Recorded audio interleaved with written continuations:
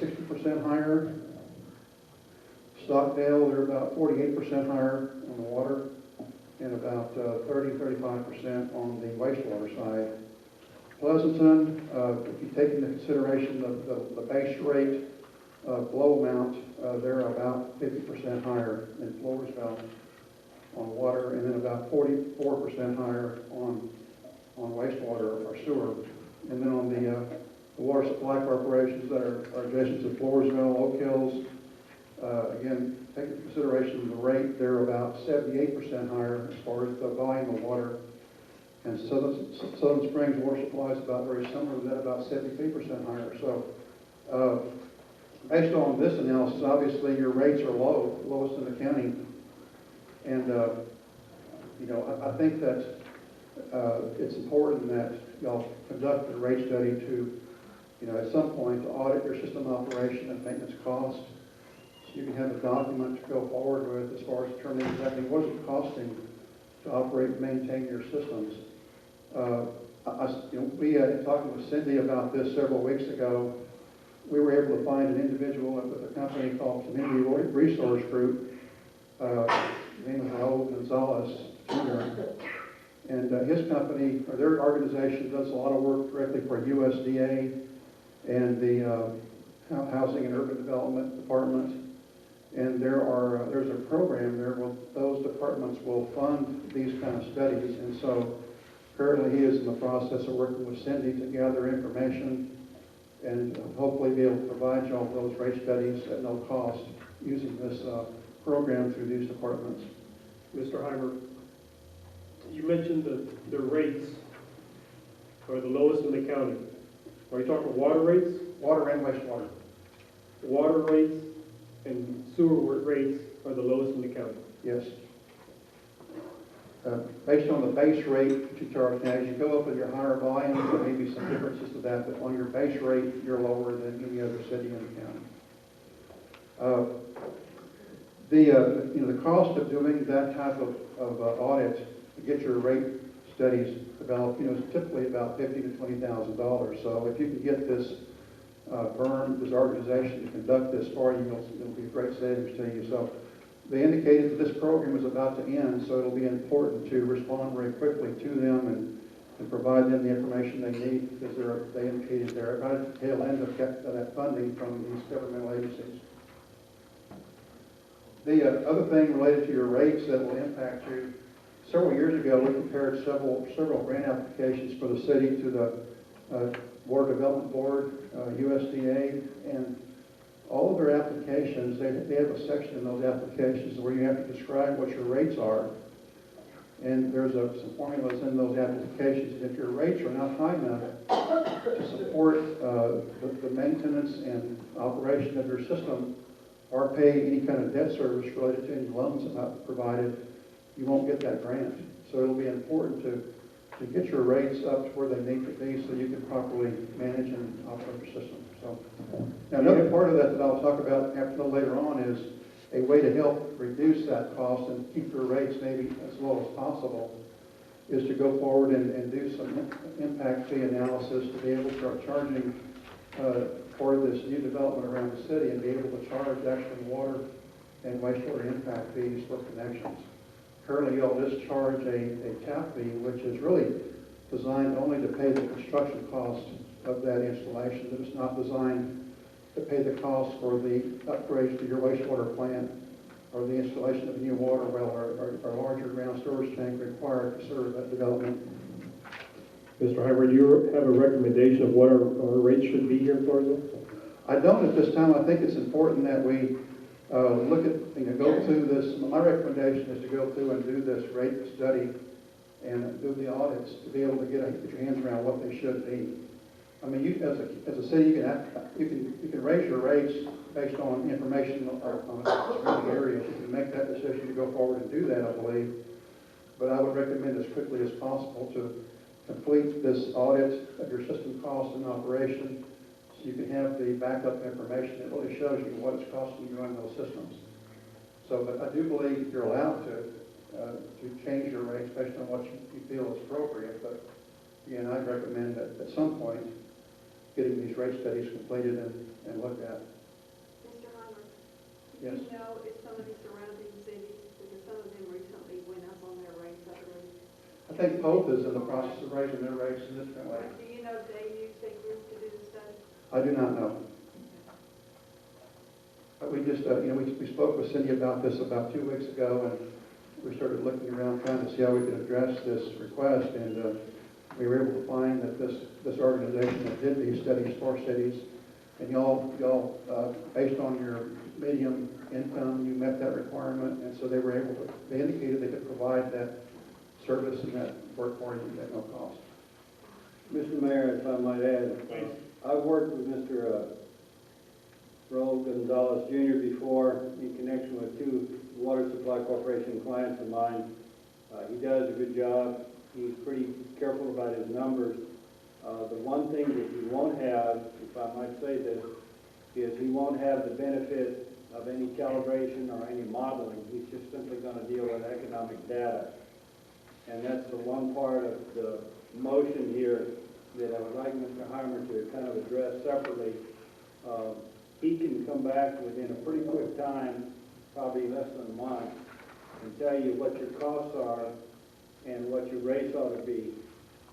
But if I might editorialize just a bit, your rates are going to be a little bit difficult to analyze from the point of view that your utilities are going into your general fund, and there's a segregation issue about how you ascertain what goes into the general fund versus what really supports your utilities.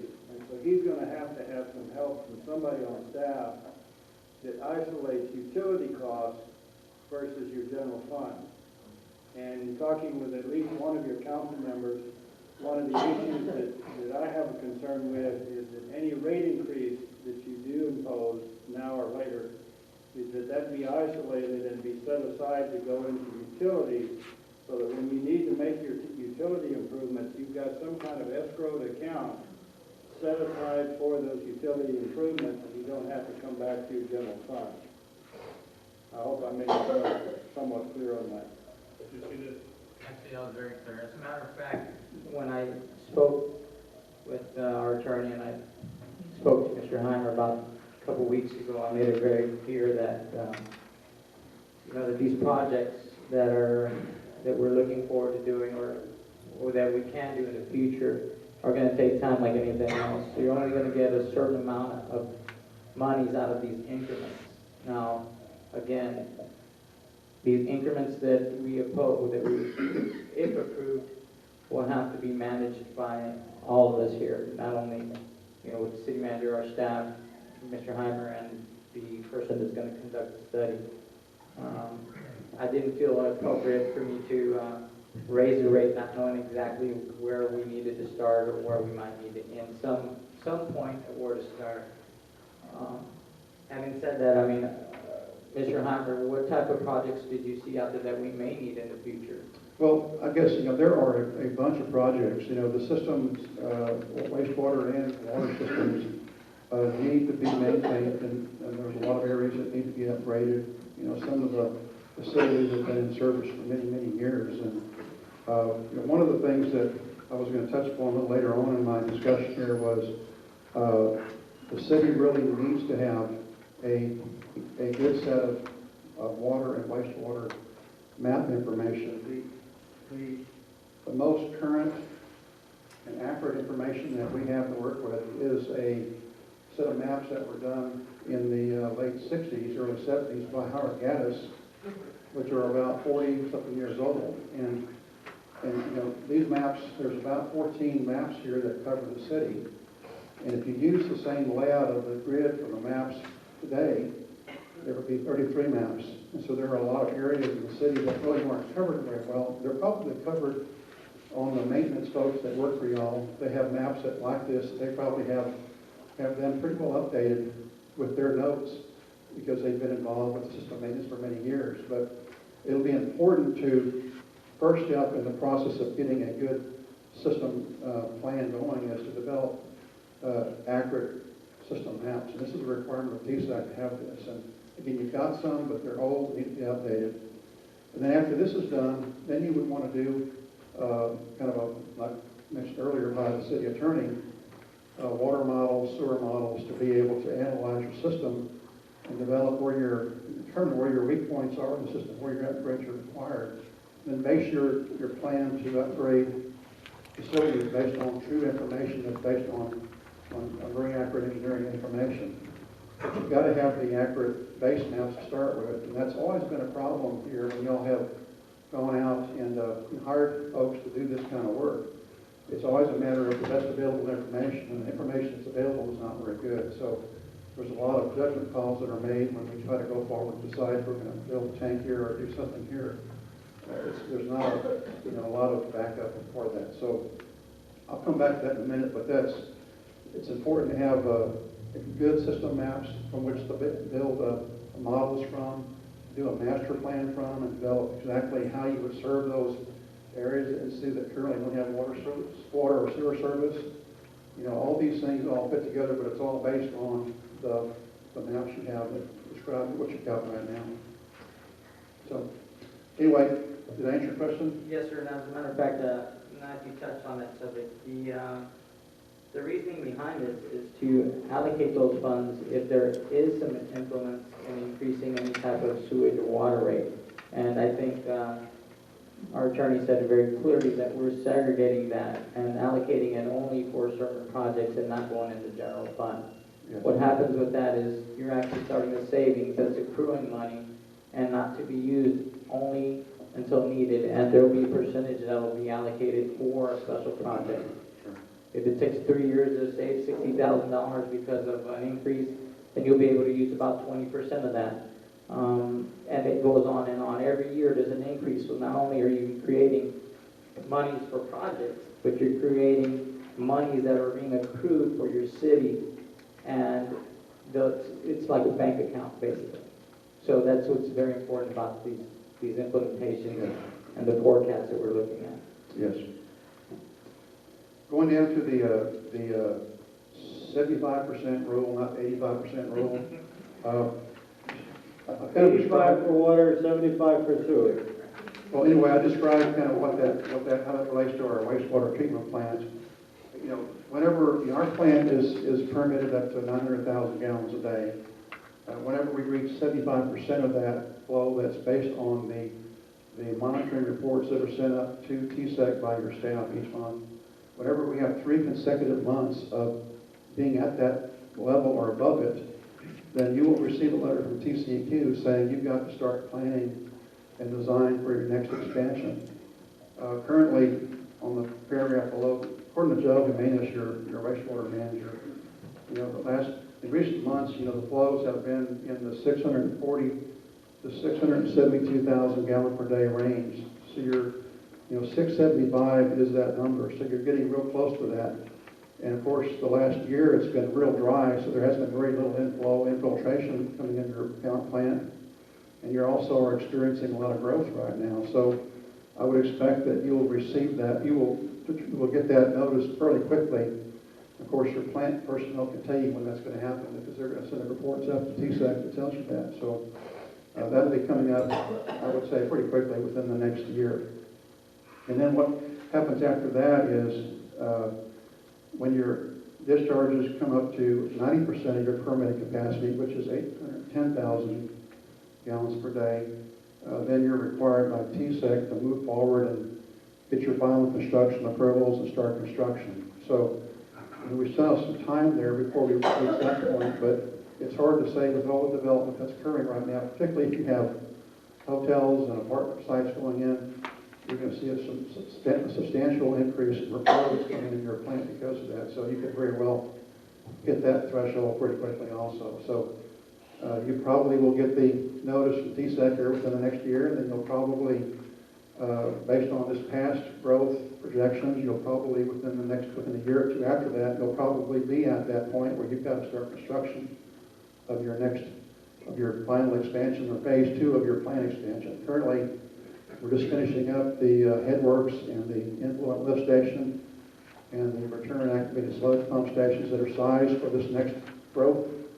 But there's still a substantial amount of work related to additional clarifiers, more than doubling the size of your clarifier capacity, increasing your air oxidation ditch requirements substantially, new disinfection facilities, and new sludge handling facilities. So based on an estimate by Milton and Hunt in their report several years ago, the cost for that next phase of work is a little over $2.2 million. So that's coming up sometime here in the next, you'll be facing that probably for the next 2 or 3 years. If the growth continues like it is, and we get back into the normal weather in South Texas where we have rain on a regular basis.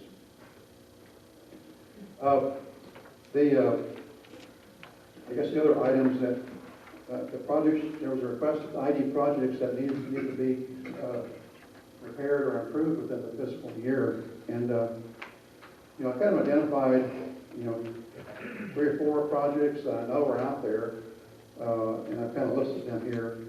On the water side, the Plaza ground storage tank, you all may or may not be familiar with that. There's a bolted steel tank, an 83,000 gallon tank that has some severe rusting problems, and there's holes in the roof that the city staff has repaired to maintain their compliance with 2 separate requirements, but that's got to be repaired or replaced, probably replaced, because the cost to replace it, if we went back with the same size tank, would be probably around $60,000 plus or minus. If we tried to repair it, you probably get by with maybe $25,000, but you probably would not gain but maybe a few more years of service. So probably you'll want to plan on replacing that tank. The Plaza elevated tank painting, we had bid that out last year or year before last and did not go forward with that project. But the specs and plans are ready to go whenever decided to go forward. But all the work related to water facilities needs to be done in the fall, winter, and spring time of the year. So any work related to the water system has to be kind of held until November, December, January, February time frame. So if the city decides to do any work on their water system, whether it's painting a tank or replacing a ground storage tank, we've got to wait and bid that probably starting next month to get bids in so we can start construction at the end of November. There's also an item related to pressure reducing valves.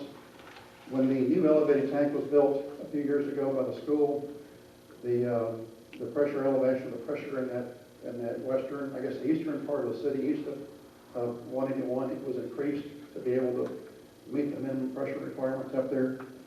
Well, to be able to maintain that higher level, basically we closed valves along 181 to create the 2 different service levels. As part of that plan, we prepared plans and we have quotes to put in 2 pressure reducing valve stations that would kind of allow the systems to operate automatically should there be a problem in that area where the valves are, either a large fire or maybe some other, say a pump station goes down somewhere in the city. The PRVs would allow the systems to operate together and not require someone to run out there and open up a valve in the middle of the night. So that's why we have these 2 in there. And those are, the larger one is at 181 and 97 within an easement the city has already acquired. They're on the old admin building. And then the other one is at the intersection of 181 and Old Silver Springs Road. And again, the plans are done, ready to go to construction. We've got quotes. The cost for that is about $35,000 for those 2 facilities. And you're saying that's ready to go? I mean, it's... Yes. It's a matter of getting that out, either going forward with the project. And I think we talked about the city was going to do the piping work. And the quotes that we got from the company for the larger one was $20,000 roughly. They would prefabricate all the valve and the fittings in a concrete vault. They would go to the site. And the city staff would at that time have an excavation completed, where they would just drop it off the truck and set it in place, and then the city staff would connect the piping to it. That was why the cost was kind of low from a standpoint of installation within the city staff. Do you know where we're at with that, Mr. Johnson? Yeah, it's going to be part of what we budgeted for this coming year on our $250,000 Okay. certificate of obligation line. Great. We're working with our county to get the specs again on the water tower, repair and repaint on Hospital Boulevard that you're talking about. And by But you're saying, is it not